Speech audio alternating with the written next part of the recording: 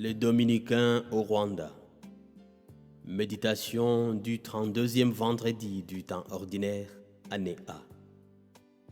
De la fin des temps.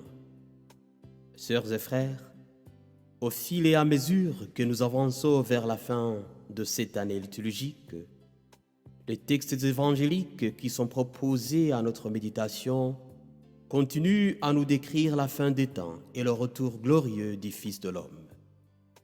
Et aujourd'hui, l'Évangile emprunte ce genre littéraire qu'on appelle apocalyptique et qui résonne assez effrayant parce qu'il décrit à sa manière ces temps eschatologiques qui iront de pair avec la fin de notre existence terrestre.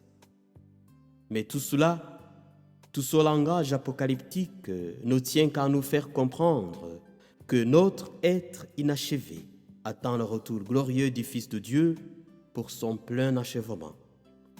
Ainsi, il ne faudrait pas délimiter le mot apocalypse à cette dimension négative, parce qu'il traduit substantiellement une révélation, un dévoilement de ce que sera le passage de ce monde à un monde nouveau, de cette vie de finitude à une vie sans déclin.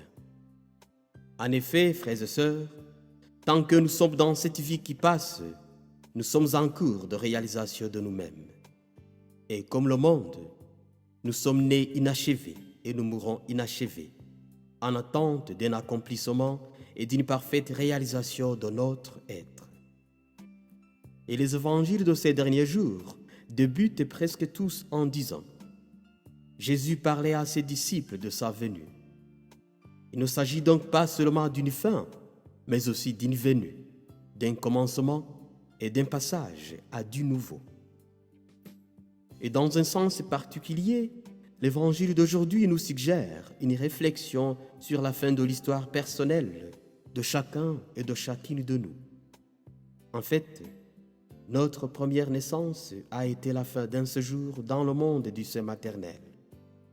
Ce fut un temps de bouleversement accompagné de cris d'enfantement, de pleurs et de peur face à la découverte d'un autre monde alors inconnu.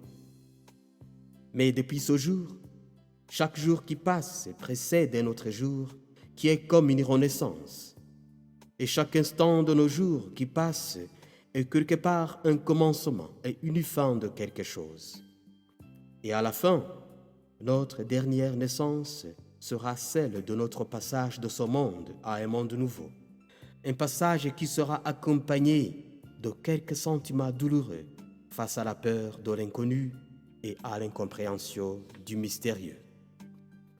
Mais je crois que devant cette inévitable réalité de notre existence et devant ce langage apocalyptique assez effrayant, le mieux à faire n'est pas de rester paralysé par la peur, la confusion ou le découragement.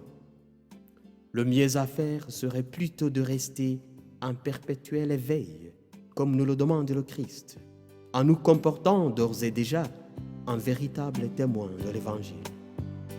Alors, puisse l'Esprit du Seigneur nous assister dans ce combat.